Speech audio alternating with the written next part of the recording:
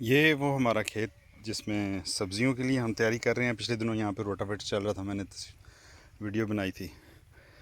2 दिन मैं तो नहीं आ सका, ज़रा मौसम ऐसा ही था, तो ये अभी मैं वैसे ही आया हूँ।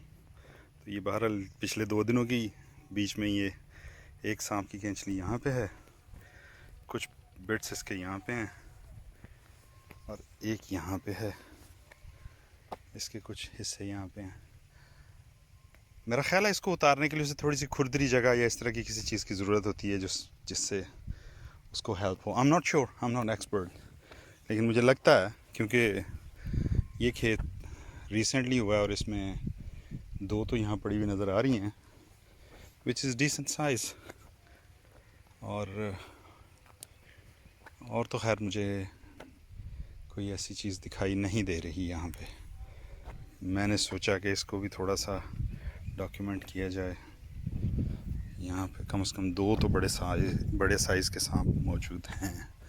खैर ये तो हमने पहले भी देखी हुई हैं डिफरेंट जगहों पे, लेकिन this should be what about 3 feet, about 4 feet. So या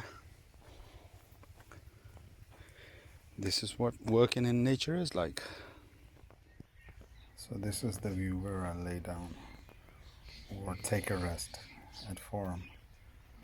Beautiful, nice, lovely green with the blue sky at the background.